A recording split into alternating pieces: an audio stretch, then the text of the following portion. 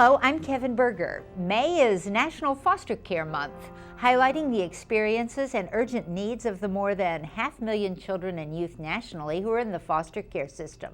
There are 11,000 of those kids right here in Minnesota. Connections to Independence is a locally based organization dedicated to promoting a successful transition from foster care to independent living. Michelle May is Program Director of Connections to Independence, and she's here to tell us more about their program. Hi, Michelle. Hello. Explain what your organization does with foster youth. Okay, well, we provide unique programming for youth ages 15 to 21, and we also got a grant to help continue working with them until 24. But we help provide unique programming to help them transition into adulthood.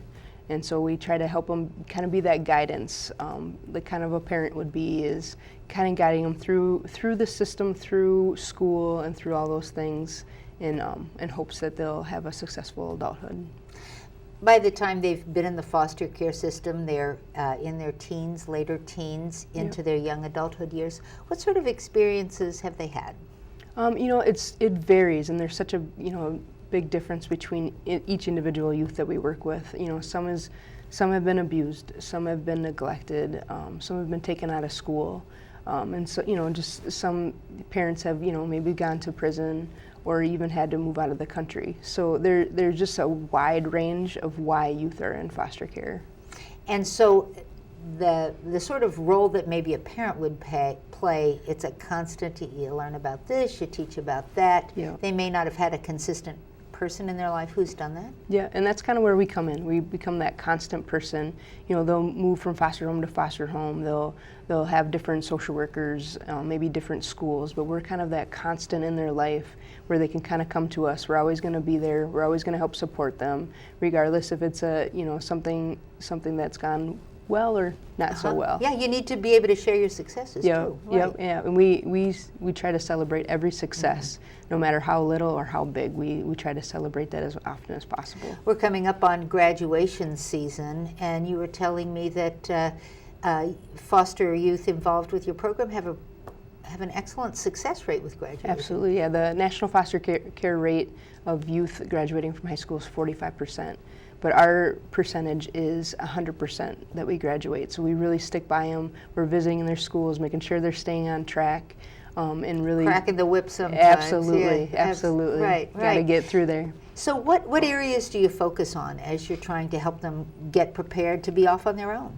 Well, we have 5 core components that we stick to for life skills. It's housing, employment, education, personal wellness, and financial literacy.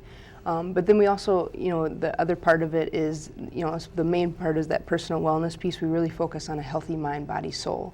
And so we really try to help them deal with the trauma that they've had in life and help them heal within, because trying to teach them how to, balance a checkbook and they're dealing with all this trauma is, really hard. And so we try to help them heal from that and then try to get to where, meet them where they're at and really try to, get them to, learn how to, budget their money. Can they help each other? Absolutely. I think that's a big thing. They come into our program, they know they're all in foster care together, so they automatically have a bond, and we do a personal development group, and we separate the boys and the girls, and they just talk about anything and everything. Mm-hmm. They talk about their experiences in the foster home, or if they're scared because they're moving foster homes, and more than likely one of the youth that are in our program have been there. Mm-hmm. And so they really support each other. They're hanging out as friends outside of our program and everything. Great and important work. Thank you so Absolutely. much for telling us about it today, Michelle May.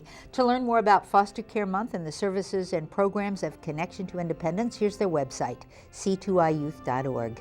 Thanks for watching this edition of Comcast Newsmakers.